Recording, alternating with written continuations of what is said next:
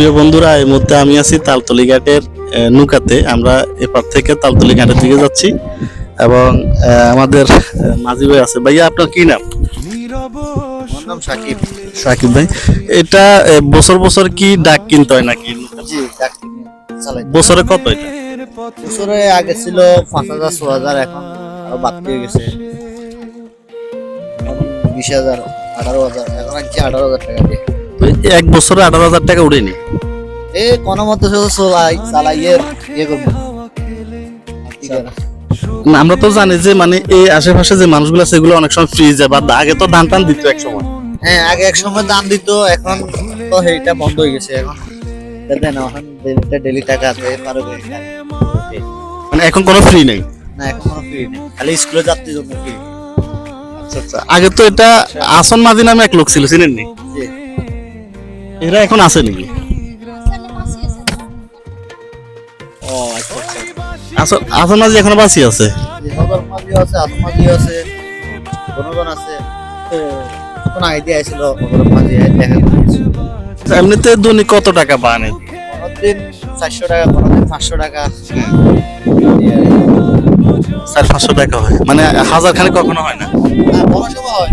এই যেমন আজকে তো রোববার, বাজারের ডেট, এরকম বাজারে যাত্রী সংখ্যা কেমন হয়?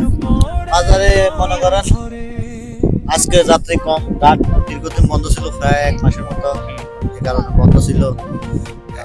1 মাস বন্ধ কিল্লা ছিল। ওই ডাক আনতে পারেন না, ডাক এখানে একটু বাজার হয়েছিল, সমস্যা হয়েছিল। এই কারণে আগে যারা আছে একটু সমস্যা হয়েছে এটা দিয়ে। তো মানুষ কেন চলাচল করছে? মানুষ এখান থেকে গেছে, এই কারণে এখন মানুষও কম, আর ইনকামও কম। তো এদিকে মানে একজন ফার হলে 20 টাকা? জি, একজন ভাড়া। না, আমরা যে সময় ফার হতাম ওই সময় 5 টাকা ছিল। আমরা ভাড়াইছি 5 টাকা দিয়ে। আচ্ছা, এখন 20 টাকা হয়ে গেছে।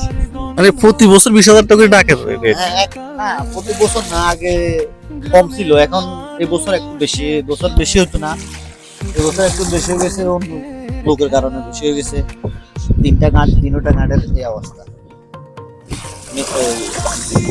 তোরা ঘাটে, মামুলা ঘাটে। শুনছি এটা ব্রিজ হবে, ব্রিজের ব্যাপারে কি জানেন কত? ব্রিজ তো আমরা হইব শুনি, কিন্তু এটা তো শিওর না। এটা আমরা ছোটবেলা থেকে শুনতেছি যে ব্রিজ হবে, ব্রিজ হবে, টেন্ডার হয়ে গেছে, মাল আইবে, তো এখনো আসবে কোনো খবর নাই। মানে ব্রিজ হলে আপনারা খুশি নাকি না? আলহামদুলিল্লাহ, ব্রিজ হলে অবশ্যই খুশি।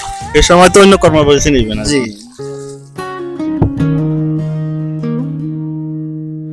তালতলির ঘাটে আজ নীরব হাওয়া, হাসির সেই দিনগুলো গেছে কোথা হারিয়ে যাওয়া। ঘর বাড়ি ভেঙে নদীনে সব ছিনিয়ে, মানুষগুলো দাঁড়িয়ে শুধু তাকিয়ে রইল নিরুপায়ে। মায়ের চোখে পানি, শিশুর মুখে ভয়,